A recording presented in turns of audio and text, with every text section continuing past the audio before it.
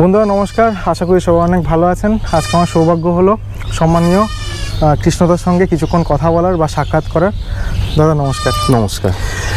এর আগে বন্ধুরা আমি কুচবিহারে গিয়েছিলাম, আপনারা দেখেছেন। আমি ওখানে একটা ছোটো ভাইয়ের ফার্ম কভার করেছিলাম। কৃষ্ণদাই কিন্তু অনেক সাহায্য করেছেন কুচবিহার ঘুরে দেখার জন্য। তো যেটা আমি খুবই দুঃখিত, কৃষ্ণদার কাছেও দুঃখ প্রকাশ করছি, আপনার কাছেও দুঃখ প্রকাশ করছি যে কৃষ্ণদার ফার্মের ভিডিওটাই আমি আনতে পারিনি কিছু টেকনিক্যাল ফল্টের জন্য, অডিও ঠিকঠাক আসেনি। তো সেই আবার অনেক দিন পর কিন্তু কৃষ্ণদার সঙ্গে দেখা হলো। দাদা সবার আগে আমার বন্ধুদেরও সবার একটা আগ্রহ, এবং নিশ্চয়ই আমি মনে করি যে আপনিও সবাইকে নিশ্চয়ই জানাতে চাইবেন যে প্রথম দিকে আমি দেখেছিলাম যে আপনি বিভিন্ন উন্নত প্রজাতির ছাগল কিংবা সেই সমস্ত ছাগলের ক্রস জাতীয় ছাগল আপনি লালন পালন করতেন। তারপর বেশ দীর্ঘ সময় প্রায় 4 বছরের কাছাকাছি আপনি বর্ধমানে বারবারির ওপর খুব ফোকাস ছিলেন, এবং গত 1 বছর ধরে দেখছি আপনি কুচবিহারে একটি ব্ল্যাক বেঙ্গল ছাগলের খামার করেছেন। এত ঘন ঘন চেঞ্জ কেন জাতের মধ্যে? আমি যে সকল সম্মানীয় দর্শক বন্ধুরা ভিডিওটি দেখছেন, তো এটা খুব মূল্যবান একটা কথা যে আমি কেন ঘন ঘন চেঞ্জ করছি। তো এখানে আমি এটাই বলবো, যখন আমি ফার্স্ট গোট ফার্মিং লাইনে আসি, তো এই কথা তো বারবার আমি বলি যে আমার গোট ফার্মিং লাইনে প্রায় আমার দীর্ঘ 19 বছর হয়ে গেল। ফার্স্ট টাইম আমি যখন গোট ফার্মিং লাইনে আসি, সেটা তো আমি ব্ল্যাক বেঙ্গল দিয়ে শুরু করি। যেহেতু আমার এই যে ফার্মিং লাইনের যে কাজ, সেটা আমার কর্ণাটক থেকে ব্যাঙ্গালোর থেকে শুরু। তো তার দরুন আমি এইদিকে কি করলাম, উত্তরবঙ্গে সে সময়টায় কিছু বাইরের ব্রিড নিয়ে এসে আমি ট্রাই করার চেষ্টা করলাম যে বাস্তবে এটা আমি করতে পারবো কি না। বাইরে যে সমস্ত আমি বড় বড় ব্রিড দেখেছিলাম বা যেগুলো নিয়ে আমি কাজ করেছিলাম, তো কুচবিহারে আমি কি করলাম, বিটেল থেকে শুরু করে যমুনাপুরি, তোতাপুরি, সিরোহি, গুজরি, বারবারি, এগুলো এক্সপেরিমেন্ট হিসেবে আমি শুরু করলাম। তো দেখুন, যখন 19 বছর আজকে, সেটা হবে হয়তো প্রায় 16-17 বছর আগের কথা। সে সময় যখন ফার্স্ট টাইম আমি বাইরের ব্রিড আনি, সত্যি কথা বলতে কি সে সময় ইউটিউবটা এতটা মানুষ দেখতো না, এতটা জানতো না। তো সে সময় হয়েছে কি, যখন আশপাশের লোক আসতো, তারা দেখে যেন অবাক হয়ে যেত যে এটা কি ধরনের প্রাণী। আমাকে জিজ্ঞাসা করতো যে এটা কি। হ্যাঁ, তো অনেক যেমন বিটেলের লম্বা কান দেখছে, সিরোহি একদম স্পটেড কালার দেখছে, বারবারি অন্যরকম দেখছে। তো খুব শখে মানুষ এত পরিমাণে আমাদের বাড়িতে আসতো। আমার যেহেতু বাড়ির পাশেই বা বাড়ির পিছনে আমাদের খামার ছিল, প্রচুর পরিমাণে লোক আসতো, আর এতটাই লোক আসতো আমি ভাবতে পারিনি। তো সেটার থেকে ধীরে ধীরে ধীরে ধীরে জিনিসটা ছড়িয়ে গেল। আমি কিন্তু সেইগুলো শখের বসেই করেছি, কিন্তু একটা সময় দেখলাম যে ওর এতটা চাহিদা বেড়ে গেল, মানুষ শখে নিয়ে যাচ্ছে। টাউনে কোথাও দুটো একটা নিয়ে গেল পালার জন্য। এদিকে আসাম, যেহেতু আমাদের পার্শ্ববর্তী একটা স্টেট, বঙ্গাইগাঁও থেকে শুরু করে গুয়াহাটি, আজকে আপার আসাম থেকেও লোক আসতো, 4 চাকায় করে ছাগল নিয়ে যেত। এমন একটা পরিস্থিতি, কি বলবো, সেটা সত্যি খুব সে সময় একটা আমার নিজেকে আমি গর্ববোধ করেছিলাম যে এত দূর থেকে এত দামি দামি লোক এসে ছাগল নিয়ে যাচ্ছে। তো এতটা চাহিদা থাকার কারণে আমি তখন কি করলাম যে ওর প্রোডাকশন বাড়িয়ে দিলাম। সে সময় দেখবেন আমার চ্যানেলে ভিডিও আছে, ধুবড়ি ডিস্ট্রিক্ট আসামের পানবাড়ি বলে একটা জায়গা আছে, সেখানে কিন্তু একটা গভর্নমেন্ট ফার্ম আছে, যে ফার্মে আমি সে সময় প্রচুর পরিমাণে সিরোহির ব্রিড দিয়েছিলাম। আর সে সময় আমার ফার্মে প্রচুর প্রোডাকশন ছিল। তো এইভাবে ধীরে ধীরে জিনিসটা একটা পরিস্থিতি আসলো যে 5 বছরের মধ্যে দেখলাম যে এর চাহিদা কমতে থাকলো। কারণ যে ব্যক্তি নিয়ে গেছে তার কাছেও বাচ্চা হলো, সে আর বিক্রি করতে পারছে না। আর সত্যি কথা বলতে সে সময়টা আমিও বলেছিলাম, যেহেতু আমি দেখেছি যে সিরোহি পালন করা সম্ভব আমাদের ওয়েদারে, বাচ্চা ভালো হচ্ছে, প্রোডাকশন ভালো হচ্ছে, দুধ ভালো হচ্ছে। তো সেই হিসাবে আমি তখনকার সময় আমি বলেছি যে সিরোহির ভালো মার্কেট আছে, সিরোহি করুন, আর এর সহজে করা যায়, আমি সেটা বলেছি।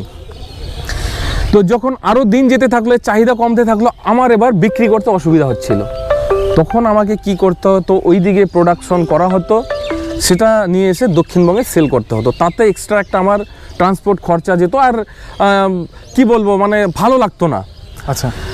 তো সে সময় দক্ষিণবঙ্গের চাহিদা, কারণ দক্ষিণবঙ্গে জাস্ট সে সময় কিন্তু ফার্ম শুরু হয়েছে, আচ্ছা। এবার দেখুন, এবার যদি কেউ বলে ফালতু কথা বলছেন, সেটা বলতে পারে, কিন্তু বাস্তবে খোঁজ নিয়ে দেখবেন সে সময় দক্ষিণবঙ্গে এরকম ফার্ম ছিল না।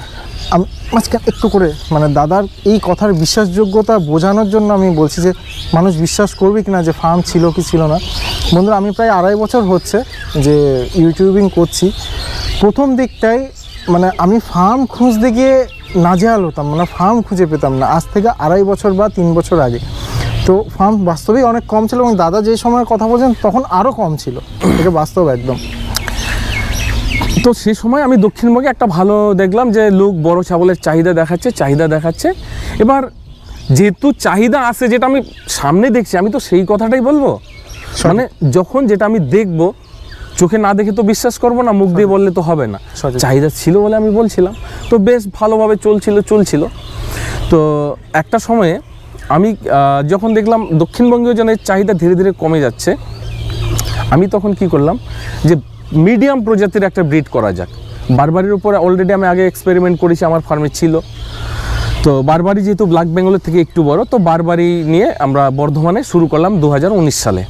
আচ্ছা, 2019 সালে শুরু করলাম, এবং যেটা আমি দেখতে পেলাম বারবারির প্রোডাকশন তো আমি আগে থেকেই জানি, কি যেটা দেখতে পেলাম যে এর একটা চাহিদা মানুষের, মানে দেখতে খুব ভালো বারবারিটা।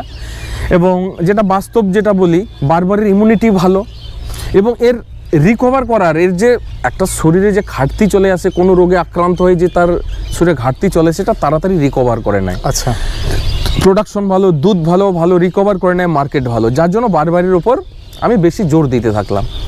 তো বারবারির ওই 2019 সাল থেকে আজকে 2024 সালে পড়লো, এখনও অবধি সেই চাহিদা এবং তার থেকে চাহিদা আমি বেশি দেখছি। যেটা আমাদের উত্তরবঙ্গে বারবারির চাহিদা ছিল না, এখন উত্তরবঙ্গেও বারবারির চাহিদা বেশি দেখছি। কারণ বারবারির এই সব দিক তো ভালো সহজে বিক্রি হচ্ছে, এবং এর যে মাংস সেটাও কিন্তু সহজে বাজারে বিক্রি হচ্ছে। আচ্ছা, তো এবার যে প্রশ্ন, তাহলে আমি উত্তরবঙ্গে যে আমাদের নতুন ফার্মটি করা হলো, সেখানে আমি ব্ল্যাক বেঙ্গল কেন করছি? সঠিক। এটা অবশ্যই মানুষ প্রশ্ন করবেই, আমিও বলি। তো আমাদের উত্তরবঙ্গে আমি যেটা দেখছি সবচেয়ে বেশি যেটা ডিমান্ড, সেটা হচ্ছে ব্ল্যাক বেঙ্গল। আর এই জিনিসটা আমি উপলব্ধি করতে পেরেছি। আজকে ধরুন, আগে হাতে গোনা কয়েকটা ফার্ম ছিল বলে নতুন খামারিরা ওই কয়েকটা ফার্মের উপর ফোকাস করতো, এবং সেই ফার্মের যে ব্রিড সেগুলো নেওয়ার চেষ্টা করতো। সঠিক। তো আজকের ডেটে দাঁড়িয়ে দেখছি, আগে যেখানে 10টা ছিল, আজকে সেখানে কিন্তু 100টা ফার্ম। একদম। তো লোক আমার কাছেই কেন আসবে? বাকি আরও তো 99টা ফার্ম আছে, তাদের কাছে যাবে। যার কাছে যেটা পাশাপাশি হবে, যার কাছে যে খামারি বিশ্বস্ত থাকবে, যার ভালো লাগবে, তার কাছে নেবে। তো এখানে দাঁড়িয়ে দেখছি যে আমাদের চাহিদাটা কম আমাদের ব্রিডের, আজকে অন্যান্যরাও ব্রিড সেল করতেছে। আচ্ছা। তো শেষ পরিণতি, আমরা ফার্ম করছি কিসের জন্য? ছাগলের ফার্ম করছি। ছাগল উৎপাদন হবে, যখন সংখ্যায় বেশি হবে সেটা আমরা বিক্রি করব। তো এই যে বিক্রি যে করব, সেটা কোথায় বিক্রি করব, কোথায় যাবে? আজকে 99টা ফার্ম রয়েছে, সবাই তো ব্রিড বিক্রি করতেছে। তো আমি এতগুলো প্রোডাকশন ব্রিড তৈরি করে কি করব? বাকিটা আমাকে মাংসের জন্য সেল করতে হবে। তো যদি আমি মাংসের জন্য সেল করি, তাহলে যে ব্রিডটার মাংসের চাহিদা আছে আমার এলাকায়, আমি তো সেটাই করব। একদমই তাই। তো আমাদের কোচবিহার বা টোটাল উত্তরবঙ্গের কথা বলছি, উত্তরবঙ্গে কেবলমাত্র ব্ল্যাক বেঙ্গলের চাহিদাটা বেশি। মানে সত্যি কথা বলতে, যে সকল দর্শক উত্তরবঙ্গ থেকে দেখছেন, আপনারা অবশ্যই জানবেন যে আমাদের উত্তরবঙ্গে যদি একটু কান ঝুলে যায়, তার কিন্তু মাংস চলবে না, সেটা বিক্রি হবে না। বলবে এটা বিহারের ছাগল, এটা আসামের ছাগল, এটা অমুক জায়গার ছাগল, নেবে না। তো সেখানে আমাদের ব্ল্যাক বেঙ্গলটাই চলবে। তো আমি শেষে ভাবলাম, তাহলে আমাকে ব্ল্যাক বেঙ্গলই করতে হবে।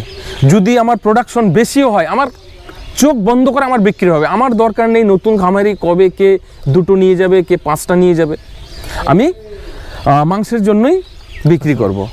তো এবারে যেটা আমি দেখছি, যে আমি যেটা আমার ভিডিও যারা দেখেছে বুঝতে পারবে, আমি খাসির উপর একটা এক্সপেরিমেন্ট করেছি, ফ্যাটেনিং ফার্ম। সত্যি আমি খুব ভালো রেজাল্ট পেয়েছি। তো আমাদের এই পাড়ায় আমি 3 পিস খাসি বিক্রি করেছি একটা বিয়েতে। তো তাতে দেখেছি যে খাসিতে আমি ভালো একটা প্রফিট পেয়েছি, এবং খুব সহজে সেটা বিক্রি করতে পেরেছি। এবং আরও লোকজন আসছে আমার ফার্ম থেকে খাসি নেওয়ার জন্য। যদিও এখন আমি দিতে চাইছি না, যেটা হয়তো বৈশাখ মাসের দিকে সেল করব। তো এই যে একটা মার্কেট আর কি, আগে যেটা আমাকে ভাবতে হতো এই যে ব্রিডগুলো তৈরি হলো কোথায় বেচবো, কে কিনবে, একটা টেনশন ছিল। কিন্তু এখনকার ডেটে আমার যে ফার্মে পাঠা হবে, খাসি হবে বা পাঠিও যেটা হবে, আমি চোখ বন্ধ করে আমি বিক্রি করতে পারবো। আচ্ছা, এবার এখানে দর্শক আর একটা প্রশ্ন করতে পারে যে দাদা খাসি পাঠা হচ্ছে, কিছু খাসি করে দিলেন, কিছু পাঠা, যেহেতু উত্তরবঙ্গে পাঠার ডিমান্ড বেশি, পাঠা বিক্রি হলো, তাহলে পাঠিগুলো কি করবেন? বা মা ছাগল যেগুলো বয়স্ক হয়ে যাবে যখন সে আর ভালো বাচ্চা দিচ্ছে না, সেইগুলোকে কি করবেন? দেখুন, এটা বাস্তব কথা। পাঠি, আমাদের উত্তরবঙ্গের কথা বলছি, পাঠি যতক্ষণ না বাচ্চা দিচ্ছে, মানে ফিমেল ছাগল যতক্ষণ না বাচ্চা দিচ্ছে, তাকে আমাদের ওখানে পাঠি বলা হয়। তার যে ডিমান্ড খাসির থেকে একটু কম। সঠিক। আমার মনে হয় এটা পুরো পশ্চিমবঙ্গে অনেকটা এরকম। হ্যাঁ, হতে পারে। তো এটা হচ্ছে ওকেশনের সময় তো আরও মানে খাসির থেকে মানে খুব কি বলবো, বলতে গেলে যে কাটায় কাটায় রান করে, এরকম একটা কাছাকাছি। মানে খাসিটা, পাঠিটাকেও খাসির মাংসের সঙ্গে মিক্স করে যারা মাংসের ব্যবসা করে, হ্যাঁ, পাইল করে বিক্রি করে। তো আমি এতেও ভালো একটা রেট পাচ্ছি। কোন খামারি কবে নিয়ে যাবে আমার দেখার দরকার নেই, আমি মাংসের হিসেবে বিক্রি করে দিলাম। এবার যে ছাগলটা ধরুন আমার কাছে বেশি দিন থাকলো, বাচ্চা দিয়ে দিয়ে এখন তার প্রোডাকশন ভালো হচ্ছে না, ওটাকে এবার আমি কি করব? যদি বলি ওটাও কিন্তু খাসির সঙ্গে ওইভাবেই বিক্রি হবে। কিভাবে? ছাগলটা যখন ভালো বাচ্চা হবে না, আমি কি করব? ছাগলটা যখনই হিটে আসবে সেটাকে আমি মিস করাবো।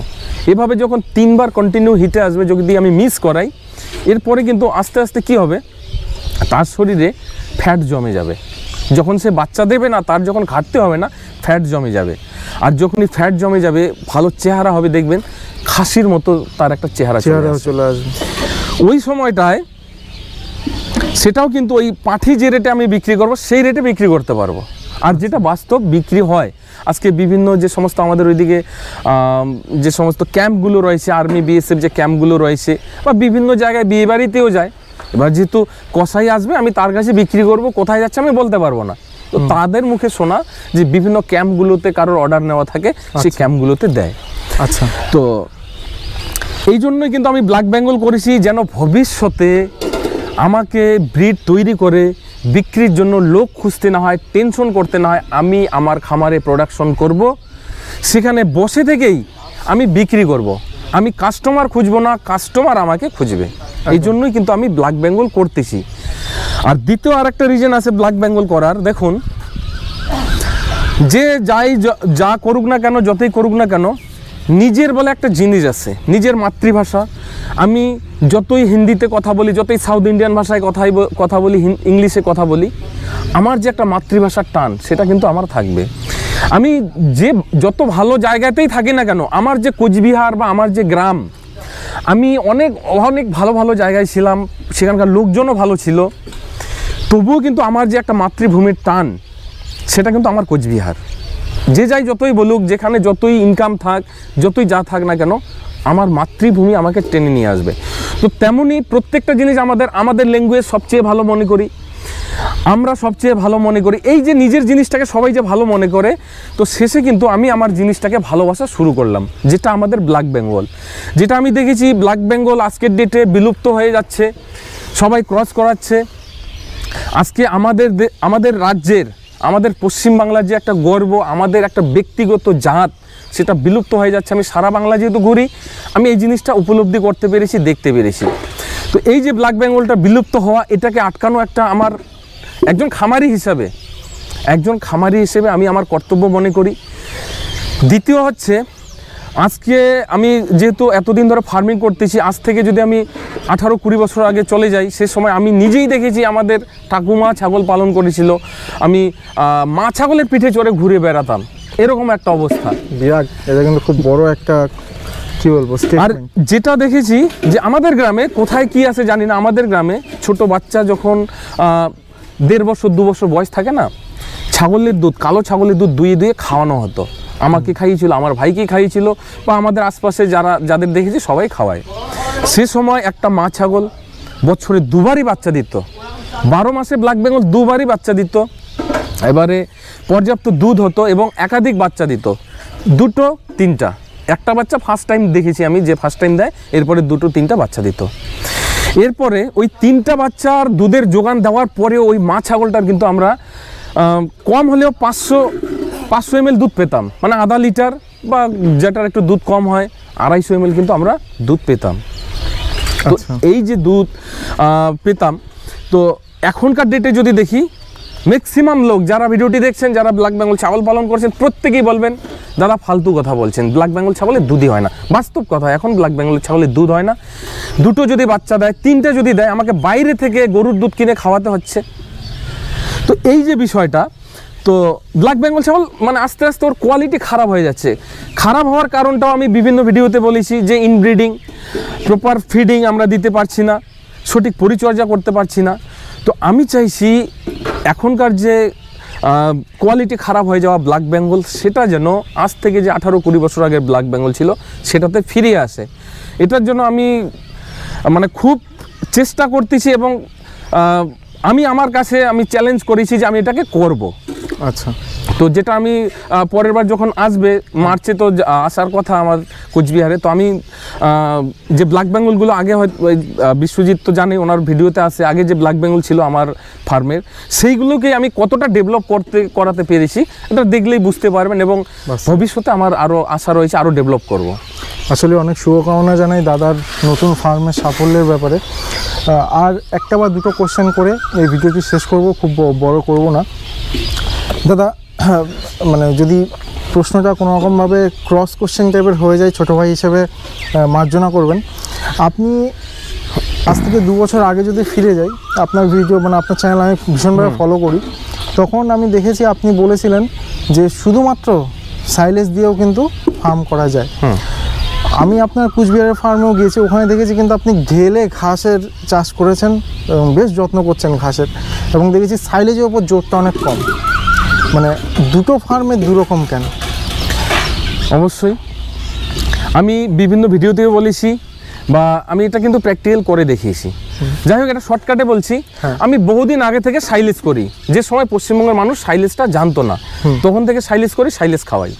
সে সময়টায় আমাদের উত্তরবঙ্গে অ্যাভেলেবেল লেবার ছিল, এবং এই যে 2019 সালে যে ফার্মটা শুরু করা হলো, এই ফার্মটা দেবীপুরে, তো এখানে আমরা কিন্তু টোটালি সাইলেজ খাওয়াতাম। অনেকে কমেন্ট করেছিল এটা ফালতু কথা, সাইলেজ দিয়ে হবে না। আমি কিন্তু এর জন্য শুধু এখানে একটা ঘাসের প্রজেক্ট ছিল না, যারা বাইরে ফার্ম ভিজিট এসেছে তারাও দেখেছে ঘাসই ছিল না এখানে, আমার ঘাসই চাষ করিনি, টোটালি সাইলেজ খাইয়েছিলাম। কারণ সাইলেজটা এমন একটা ফিড যার মধ্যে ফিডের সমস্ত গুণাগুণ আমরা পাই। এতে ভুট্টার দানা থাকছে, এতে ভুট্টার গাছ থাকছে, ভুট্টার পাতা থাকছে, এর সঙ্গে আমরা এক্সট্রা কি কনসেন্ট্রেট ফিড হিসেবে আমরা যে বিভিন্ন রকমের দানা খাদ্য তৈরি করি সেটা দিই। এতে আমি দেখেছি যদি এটা কন্টিনিউ কেউ করে যায়, ভালো মানের সাইলেজ হয়, এটাতে 100% হবে, বা আমরা করে দেখিয়েছি হবে। আমি এটা মানে অন্ধকারের কথা বলছি না, যেটা আমরা করে দেখিয়েছি, বা যারা এসছেন ফার্মে, এই ফার্মে আপনারা দেখেছেন। আজকের দিনেও এই 4 বছর পুরনো ফার্ম, বর্ধমানের ফার্ম, সম্পূর্ণভাবে সাইলেজের উপরেই নির্ভরশীল, যেটা দাদা বললেন, এবং সেই সঙ্গে কিছু দানা খাবার। হ্যাঁ, কিন্তু এবার প্রশ্ন হচ্ছে আমি আমার উত্তরবঙ্গে সাইলেজটার উপর কেন জোর দিচ্ছি না? এটা আমি বলবো যে উত্তরবঙ্গে বর্তমানকার ডেটে লেবারকে খুঁজতে গিয়ে, কি বলবো বন্ধুরা, লেবারকে খুঁজতে গিয়ে আমাকে কান্না করতে হবে। আগে লেবারেরা কাজ খোঁজার জন্য আমাদের গ্রামে যে বাজার আছে, সে বাজারে যেত কাজ কোথায় পাওয়া যায়। আর আজকের ডেটে মালিকেরা যারা কিনা যাদের জায়গা জমি বেশি, লেবার খোঁজার জন্য বাজারে যায় যে কবে আমি কোন লেবার পাবো। লেবারকে যখন যাচ্ছি, দাদা আমার একটু কাজ করে দিতে হবে, বলছে দাদা এখন হবে না, আমি 4 দিন বুকিং রয়েছি। তো এই যে একটা সমস্যা, আজকে যদি আমি সাইলেজ বানাতে যাই, আমার লেবারের প্রয়োজন, এই লেবার আমি পাবো না। ভুট্টা চাষ করলাম, ঠিক সময়ে আমি যদি কোয়ালিটি সাইলেজ বানাই, ঠিক সময়ে কাটতে হবে, প্যাকেটিং করতে হবে, সেটা হচ্ছে না। এর জন্য কিন্তু আমি লেবারের কারণেই কিন্তু আমি সাইলেজ বানানোটা ওখানে বন্ধ করে দিলাম। এবার আমার কথা হচ্ছে, যদি কেউ সাইলেজ বানিয়ে দেয়, উত্তরবঙ্গ ভুট্টা চাষে বিখ্যাত, পশ্চিমবঙ্গের অ্যাভেলেবেল ভুট্টা গাছ আমি পাবো। সঠিক। তো যারা ভুট্টা গাছ দিতে চাইছে, আমার কাছে পরিষ্কার কথা, আপনারা যদি সাইলেজ বানিয়ে দেন, আমি মেশিন দেবো, আমার মেডিসিন দেবো, আমি নিজে থাকবো, আপনারা বানিয়ে আমাকে দেবেন, আমি আপনাকে দাম দেবো। আচ্ছা। কিন্তু নিজে চাষ করে লেবারকে ডেকে নিয়ে এসে আমার দ্বারা হবে না। আমি 2-3 বছর করার পরে, আগে যখন করেছিলাম অ্যাভেলেবেল পাওয়া ছিল, 2-3 বছরে যখন ধীরে ধীরে লেবারের এই যে একটা সমস্যা, তখন আমি ভাবলাম যে এটা দিয়ে আমার হবে না। তখন আমি টোটালি এটা সাইলেজের কাঁচা ঘাসের দিকে চলে গেলাম। কাঁচা ঘাসের দিকে চলে গেলাম, বিভিন্ন সময়ে বিভিন্ন ঘাস চাষ করব, সাইলেজের মধ্যে যা গুণাগুণ ঘাসের মাধ্যমে পূরণ করব। এই জন্য আমি পার্মানেন্ট ঘাস, সিজনাল ঘাস, যারা ভিডিও দেখেন বুঝবেন, এবং কম জমিতেই যেন আমি বেশি পরিমাণে চাষ করতে পারি, বিভিন্ন রকমের যে ট্রিপসগুলো আমি ফলো করেছি, এইভাবে আমি চাষ করতেছি। সঙ্গে এবারে সাইলেজ খাবারের যে ড্রাই ম্যাটার যেটা, সেটা মেনটেন থাকে। কিন্তু কাঁচা ঘাসে কীভাবে মেনটেন থাকবে? যারা কাঁচা ঘাস খাওয়ান বন্ধুরা, আপনারা দেখবেন যত পরিমাণে কাঁচা ঘাস খাওয়ান, আগের দিনে পেট ঢোল করে, পরের দিন সকালবেলায় বার করবেন পেট ঢুকে আসে, আবার খাওয়াবেন একই কেস ডেইলি দিন। তো এতে কী হয়, কাঁচা ঘাসটার মধ্যে জলের ভাগ বেশি থাকে, সহজে ডাইজেস্ট হয়। তো এর ড্রাই ম্যাটারকে কন্ট্রোল করার জন্য আমি বিভিন্নভাবে চিন্তা ভাবনা করতে তো আমি বলেই দিয়েছি যে আমি এমন কিছু ভাবি যেটা হয়তো অন্য 10 জন ভাবে না, অন্য খামারে ভাবে না। ড্রাই ম্যাটারকে কন্ট্রোল করার জন্য এবার নতুন করে এক্সপেরিমেন্ট করে সর্ষের খোলা তো গতবারে খাইছি, এবার সর্ষের গাছ অবধি খাওয়াচ্ছি। তো ড্রাই ম্যাটারটা কন্ট্রোল হচ্ছে এবং আমার প্রত্যেক দিন পেট ভরাও থাকছে। আর স্পেশালি আমি ফিড দিচ্ছি, পরিষ্কার কথা ফিড দিচ্ছি, যেটা আমি হয়তো সাইলেজে পাবো না, তার থেকে বেশি নিউট্রিশন আমি কিন্তু ফিডটার মধ্যে পাচ্ছি। অনেক ধন্যবাদ দাদাকে। তো বন্ধুরা, খুব তাড়াতাড়ি কিন্তু আগামী মাসেই কিন্তু আমি দাদার ফার্মে যাচ্ছি, আমার সঙ্গে আমার বন্ধু বিশ্বজিৎ যাবে। আপনারা যদি দাদার প্রতি আর কোনো প্রশ্ন থাকে নিশ্চয়ই কমেন্ট করবেন, ঠিক সেখান থেকে কিন্তু প্রশ্ন সিলেকশন করে করে দাদাকে আমি কোশ্চেন করব পরবর্তী ইন্টারভিউতে। তো আজকের মতো ভিডিও এখানেই থাকবে। শুধু দাদা একদম শেষ করার আগে একটু জেনে নেব, আপনার ট্রেনিং তো ভীষণ মূল্যবান পশ্চিমবঙ্গের সকল নতুন খামারিদের জন্য। তো আজকের দিনেও একটা ট্রেনিং হয়েছে বন্ধুরা, তো ট্রেনিংয়ের কিছু বাইট আমি একদম এই ভিডিওর শেষে আমি রাখছি। দাদা, পরবর্তী ট্রেনিং সেশন কবে, কোথায়, কতদিনের জন্য এবং কিভাবে তারা যোগাযোগ করবে? আমাদের পরবর্তী ট্রেনিং আছে কোচবিহারেই, যেটা স্পেশাল ট্রেনিং বলা হয়। আচ্ছা। কারণ এর আগে আমি 15 দিনের ট্রেনিং করাইনি, যদিও অনলাইনে 15 দিনের ট্রেনিং করিয়েছি, কিন্তু এই যে 15 দিনের স্পেশাল ট্রেনিং, এটা আমি ওই তো 8 মাস হলো রানিং করেছি। কিছু খামারি আছে যারা 7 দিনের ট্রেনিং নেওয়ার পর নিজের থেকে স্যাটিসফাইড নয়, তারা চায় আরও ভালোভাবে শিখবো, কাজ থেকে জিনিসটাকে বুঝবো। তো এর জন্য আমি 15 দিনের ট্রেনিংটা রাখি। তো এটাতে বেশ ভালো রেসপন্স পাই, বা নতুন নতুন লোক এর প্রতি আগ্রহ দেখাচ্ছে। যারা ট্রেনিং নিচ্ছে তারাও নিজের থেকে বলছে যে হ্যাঁ খুব ভালো ট্রেনিং, এতে তাদের কনফিডেন্স আরও বেড়ে যাচ্ছে, আরও ভালোভাবে জিনিসটা শিখতে পারছে। তো এর পরবর্তী যে ডেট রয়েছে মার্চ মাসের 5 তারিখ থেকে কোচবিহারে, 5 তারিখ থেকে 19 তারিখ 15 দিনের। এবং এই ট্রেনিংয়ে আমি যেটা বলি 40 থেকে 60টা অবধি রোগ নিয়ে এখানে আলোচনা হচ্ছে, যেগুলো একটা গোট ফার্মের খুব প্রয়োজন। এবং প্র্যাকটিক্যালি একজন খামারিকে যেগুলো করতে হবে, বিভিন্ন রুটের ইনজেকশন, স্যালাইন, আরও কঠিন জিনিস, এরকম বহু প্র্যাকটিক্যাল আছে যেটা 7 দিনের ট্রেনিংয়ে হয়তো তার 10%ও শেখানো সম্ভব হয় না, যেটা স্পেশাল ট্রেনিংয়ে করানো হয়। এরপরে ওই স্পেশাল ট্রেনিং আবার বেশি ক্যান্ডিডেট নেওয়া হয় না, ওখানে ম্যাক্সিমাম আমরা 10 জন, খুব জোর হলে হয়তো 12 জন নিতে পারি, আমরা 10 জনটাই রাখি।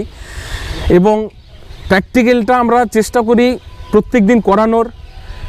এবং ট্রেনিং শেষে আমাদের একদিন ফাইনাল টেস্ট হয়, যে একজন শিক্ষার্থী আজকে ধরুন বর্ধমান থেকে গেল, কেউ দক্ষিণ 24 পরগনা থেকে গেল, কেউ মেদিনীপুর থেকে গেল, সে আশা নিয়ে গেছে যে আমি শিখবো, যেহেতু স্পেশাল ট্রেনিং বলছে দাদা সব শেখাবে। তো দেখা গেল সে নিজের হাতে স্যালাইনটা কমপ্লিট লাগাতে পারছে না, আইভি ইঞ্জেকশন লাগাতে পারছে না। আমি ওনাকে বলবো যে ভাই তোমার আরও থাকতে হবে, আরও কিছুদিন থাকো, আরও প্র্যাকটিস করো, যেন বাড়িতে গিয়ে নিশ্চিন্তে স্যালাইন লাগাতে পারবে, আজকে আইভি ইঞ্জেকশন লাগাতে পারবে, আরও যেগুলো কঠিন, যেমন আমরা ইউটেরাস ওয়াশ থেকে শুরু করে আরও এরকম বহু পদ্ধতি রয়েছে। এআই যেটা আছে বলে কৃত্রিম প্রজনন, সেটাও করানো আমরা কিন্তু কমপ্লিট শেখাই। তো যদি সেই ব্যক্তি নিজের থেকে বলে যে হ্যাঁ আমি থাকবো, এটার জন্য কোনো মানা নেই, এক্সট্রা পরে আর কোনো চার্জ নেই, তাকে শুধু তার যে দৈনন্দিন খরচা, তার খাওয়ার যে খরচা, সেটা তাকে বহন করতে হবে। এটা বলবো না যে 2 দিন থাকুন, 3 দিন থাকুন, সে যদি মনে করে যে আমি 15 দিন থাকবো, সে আরও 15 দিন থাকতে পারে। আচ্ছা। তো এই ট্রেনিংটা অলরেডি বলবো যে মানে প্রায় লোক হয়েই গেছে, 2-1জনকে হয়তো নেওয়া যেতে পারে। তো যারা এই ট্রেনিংটায় আগ্রহী যদি নিতে চায় তো যোগাযোগ করবে, যদি সিট খালি থাকে আমি বলে দেবো, না থাকলে নেক্সট ডে সে আবার নিতে পারবে। এবং টোটালি ওখানে কি বলবো যে একজন ক্যান্ডিডেট যে যাবে সে যেভাবে শিখতে চাইবে, আজকে আমি জানি না আমি কেমনভাবে শেখাতে পারি, তো আমি চেষ্টা করি খুব ইজিভাবে, যে জিনিসটা কঠিন, আজকে একটা রোগ নিয়ে আলোচনা, রোগটাকে বোঝা, তো টোটালি যদি মেডিকেলের ভাষায় আলোচনা করা হয় সবার পক্ষে বোঝা সম্ভব নয়, সেটাকে একদম আমরা কিভাবে বুঝবো, আমরা আমাদের ভাষায়, যে ক্যান্ডিডেট আসবে সামনের ক্যান্ডিডেট যে ভাষায় বুঝবে তাকে আমি সেই ভাষায় বোঝানোর চেষ্টা করি এবং বুঝিয়ে দিই, এবং তার হিসাব মতো কিন্তু আমি প্র্যাকটিক্যালগুলোও করাই। অনেক ধন্যবাদ দাদা, আমাকে আপনার মূল্যবান সময় আমাকে দিলেন আমার দর্শক বন্ধুদের জন্য। তো বন্ধুরা, আপনারা আশা করছি এই ভিডিওটা আপনার ভালো লেগেছে। যেটা আমি একটু আগেই বললাম, যদি কোনো রকম প্রশ্ন বা কোনো কোয়েরিজ থাকে কমেন্ট করুন, সেগুলোই কিন্তু পরবর্তী ইন্টারভিউতে দাদার সঙ্গে কভার করব। সবাইকে অনেক ধন্যবাদ শুরু থেকে শেষ পর্যন্ত থাকার জন্য। নমস্কার। নমস্কার। আমি ডাকুদার কাছে ট্রেনিং নিতে এসেছি, আমার বাড়ি মেমারি। খুব ভালো ট্রেনিংয়ে খুব ভালো শিখেছি, এবার বাড়ি গিয়ে ফার্ম চালু করবো। এবার চালু করবেন? হ্যাঁ। মানে একটু মনে সাহস এলো? বিরাট মনে সাহস, আর দাদা খুব ভালো শিখিয়েছে। ট্রেনিংয়ে এসে আমার খুব ভালো লেগেছে, স্যার খুব ভালো শিখিয়েছে, প্র্যাকটিক্যাল থিওরি মোটামুটি যেরকম আপনি আশা করেছিলেন ওরকম? হ্যাঁ সেরকম শিখিয়েছে। আচ্ছা, কেমন লাগলো দাদা ট্রেনিংটা? খুব ভালো লেগেছে। কদিনের ট্রেনিং ছিল? 7 দিন। 7 দিন। তো কি কি শিখলেন? অনেক কিছু শিখেছি, যাবতীয় ট্রিটমেন্টের ব্যাপার সব কিছু শিখেছি। মানে আপনার ফার্ম আছে কি? এই বাড়ি যে ফার্ম বানাবো, মানে এর আগে ছিল না? না, এর আগে শিখে নিয়ে তারপর করছি। হ্যাঁ শিখে নিই, এই জন্য ট্রেনিং নিয়ে। আমরা 7 দিনের ট্রেনিংয়ে এসেছি। আমার নাম সহদেব দাস, ডায়মন্ড হারবার, দক্ষিণ 24 পরগনা। আজকে 6 নম্বর দিন আমার প্র্যাকটিক্যাল ক্লাস ছিল। প্র্যাকটিক্যাল ক্লাস করে আমরা খুবই স্যাটিসফাই। তাই ডাকুয়া স্যার আমাদের খুব সুন্দরভাবে প্র্যাকটিক্যাল এবং থিওরিটা খুব সুন্দরভাবে বুঝিয়েছেন ও হাতে কলমে শিখিয়েছেন। ওনার ইউটিউব চ্যানেলে যেরকম দেখেন, বাস্তবে সামনাসামনি কি সেরকম লাগলো? আরও ভালো অভিজ্ঞতা হলো, আরও ভালো অভিজ্ঞতা হয়েছে। অনেক ধন্যবাদ। এমনি থাকা খাওয়ার কীরকম সুবিধা? খুব ভালো। খুব ভালো। কীরকম থাকা খাওয়া বলতে থাকার ব্যবস্থাটা ওনার ছিল, হ্যাঁ, আর খাওয়ার ব্যবস্থাটা আমরা মিল সিস্টেম করে নিয়েছিলাম। আচ্ছা, আপনার ব্যবস্থা? আমরা ব্যবস্থা করে নিয়েছিলাম সেটা সবাই মিলে। আচ্ছা, থাকার জায়গাটুকু ব্যবস্থা করে দিন। ঠিক আছে। দাদা কি ফার্ম আছে নাকি? না, ফার্ম নেই আমার, গিয়ে করবো। এখান থেকে গিয়ে করবেন। এই সিস্টেমটা কীরকম ছিল বন্ধু? মানে থিওরি আর প্র্যাকটিক্যাল রোজ হতো না? আগে থিওরি হয়েছে, প্রথম 5 দিন থিওরি হয়েছে, এখন আজকে প্র্যাকটিক্যাল ছিল, প্র্যাকটিক্যালটা হয়ে গেল। আচ্ছা। আর 7ম দিনে কিছুটা আবার থিওরি হবে। আচ্ছা, হওয়ার পরে আমাদের ছুটি। আচ্ছা, থিওরিতে যেগুলো বলেছেন আর প্র্যাকটিক্যালি মানে ম্যাচ করছিল ওগুলো? হ্যাঁ, ম্যাচ করছিল। তো এই ট্রেনিংটার ব্যাপারে কোথা থেকে জানতে পেরেছিলেন? ইউটিউব চ্যানেল থেকে, ডাকুয়া স্যারের ইউটিউব চ্যানেল থেকে। আচ্ছা, ওনার চ্যানেলটা তো নিশ্চয়ই ফলো করেন? হ্যাঁ, সাবস্ক্রাইব করা আছে। তো ওখানে যেরকম দেখেন, মানে যতটা অভিজ্ঞ ওনাকে মনে হয়েছিল, প্র্যাকটিক্যাল ক্লাসে সে কেমন লাগলো? হ্যাঁ, ওরকমই অভিজ্ঞ মনে হয়েছে। বাস্তবেই তাই, তাই না? অনেক ধন্যবাদ আপনাকে। তো কৃষ্ণদার একটা 15 দিনেরও ট্রেনিং হয়, ওটার ব্যাপারে জানেন কি? হ্যাঁ, ওই বিষয়টা শুনেছি, কিন্তু এটা অনেক দূরে বলে ওখানে আর যেতে পারছি না। আচ্ছা, ওই 15 দিনে কি এক্সট্রা কি কিছু হয় বলে আপনার মনে হয়? মানে প্র্যাকটিক্যালটা বেশি করে করানো হয়, অনেক দীর্ঘদিন ধরে হয়। হ্যাঁ হ্যাঁ। আচ্ছা, মানে এমনি ওখানে যে ইনজেকশন মানে টোটালটাই শেখানো হয়, হ্যাঁ, একটু বেশি দিন ধরে শেখানো হয়। এখানে এসে এই 7 দিনে আপনারা শিখতে পেরেছেন? হ্যাঁ, অনেকটা শিখতে পারি, মানে প্রাথমিক যেটুকু দরকার সেটুকু মোটামুটি আমরা শিখে গেছি। বাকিটা তো করতে করতে বাকিটা করতে করতে শিখতে হবে। অনেক ধন্যবাদ। দিদি, খুব ভালো লাগলো আপনারা 3 জন দিদি ভাই এসছেন, আপনারা উদ্যোগ নিচ্ছেন ছাগল পালনে। কোথা থেকে এসছেন? আমি এসেছি হুগলি জেলা থেকে, সরষেডা গ্রাম থেকে এসেছি। আচ্ছা, আপনার কি ছাগল আছে? হ্যাঁ, আমার বাড়িতে ছাগল আছে। আচ্ছা, কতগুলো আছে? আমার বাড়িতে প্রায় 20টা ছাগল আছে। 20টা আছে। আপনি কি এবার এটাকে কমার্শিয়ালি বড় করবেন নাকি? না, আমি কম ছাগল নিয়ে করব, মানে যে সব প্রাথমিক যে চিকিৎসা সেটা তো আমি জানতাম না। হ্যাঁ। এইখানে আজকে শিখতে এসেছি। তো শিখতে পেরেছেন? হ্যাঁ। কতদিন ধরে করছেন এটা ছাগল? আমি 1.5-2 বছর ধরে ছাগল পালন তো করছি। মানে মাঝে মধ্যেই দেখা যায় যে অসুবিধা হয়, অসুবিধা হয়। তো এখান থেকে শিখে গিয়ে মনে হচ্ছে সেগুলো হ্যাঁ, করতে পারবেন। ট্রিটমেন্ট আমি করতে পারবো। অনেক ধন্যবাদ। ট্রেনিং ভালো হয়েছে, ভালো হয়েছে। যেমন দেখি ওইরকমই, যেটা আশা করে এসেছিলাম সেটা পূর্ণ হয়েছে। আশানুরূপ পেয়েছেন, তাই তো? আচ্ছা, দা কোথা থেকে এসছেন? এই পুরুলিয়া জেলা থেকে। কোথা থেকে? পুরুলিয়া থেকে। পুরুলিয়া থেকে? হ্যাঁ, পুরুলিয়া থেকে এসেছি। ও, অনেকটা দূর। ফার্ম আছে আপনার? হ্যাঁ, ফার্ম বলতে এমনিতে আমাদের গ্রামগঞ্জে সে পাড়া গ্রাম না, হ্যাঁ। এমনিতে ছাগল থাকে, হ্যাঁ। তো কিছুটা উন্নতভাবে করার জন্য এসেছি। আচ্ছা, এই ইউটিউবে দেখলাম যে স্যার ট্রেনিং করছে এখানে হ্যাঁ। 7 দিনে, হ্যাঁ। তো বলি যে কিছু যদি ট্রেনিং নেওয়া হয় তো অনেকটা বেটার হবে। আচ্ছা। যার ফলে এখানে আর আসা। এমনি বাড়িতে কয়েকটা রয়েছে? হ্যাঁ, এমনিতে আমাদের প্রায় থাকে, আচ্ছা। কিন্তু দেখছি যে এমনিতে আমাদের কোনো ট্রিটমেন্ট নেই। সেগুলো শেখার জন্য হ্যাঁ, এখানে আসা? শেখার জন্য এসেছি। তো এসেছিলাম যথেষ্ট দেখুন থিওরি তো আমরা মোটামুটি গুগল করলেও অনেক কিছু দেখতে পাই, প্র্যাকটিক্যালি শিখতে পেরেছি? হ্যাঁ, প্র্যাকটিক্যালি যথেষ্ট আমাদের হাতে ধরে শেখাইছে স্যার। খুব ভালো লেগেছে আমারও, যথেষ্ট কিছু করতে পারবো বলে আশা রাখছি। তো কেমন লাগলো ট্রেনিং? খুব ভালো ট্রেনিং হয়েছে। আজকে মোটামুটি 5 দিন ট্রেনিং হয়েছে। 5 দিন? 5 মানে দিন আরো 2 দিন আছে? না, আজকে 6 দিন। মানে আজকে নিয়ে 6 দিন হলো? 6 দিন। আজকে প্র্যাকটিক্যালে চলছে। আগামীকাল কি পড়ানো হবে? আগামীকাল দেখি কি থিওরি হবে। আবার থিওরি হবে, কালার প্র্যাকটিক্যাল নেই? না। আর তার মানে আপনি বলছেন 5 নম্বর আর 6 নম্বর দিনে প্র্যাকটিক্যাল হয়? 6 নম্বর দিনে। আর বাকি দিনগুলো থিওরি? বাকি একদিন আছে। ট্রেনিংয়ে দাদা আপনার অভিজ্ঞতা কেমন হলো বলুন? বহুত কীরকম লাগলো? মানে ট্রেনিংটা নিয়ে আমার খুব ভালো লাগলো। আগামী দিন আমরা যে এই ছাগলের যে ফার্ম করব ভেবেছিলাম, মানে তাতে আরও আগ্রহ আমাদের বেড়ে গেছে। আরও বেড়ে গেছে যে কারণ এই ট্রেনিংটা অ্যাকচুয়ালি দরকার, যেই মানে যারাই করুক ফার্ম তাদেরকে ট্রেনিং নেওয়া অতি অবশ্যই দরকার। যেভাবে আমাদেরকে হাতে ধরে শিখিয়েছে স্যার, তো এর জন্য স্যারকে অসংখ্য ধন্যবাদ। আর আপনাদের মাধ্যমে যে যারা এই জিনিসটাকে দেখছে তার জন্য আমি আপনাদেরকেও আরও অসংখ্য ধন্যবাদ জানাই। আপনাকেও অনেক ধন্যবাদ দাদা।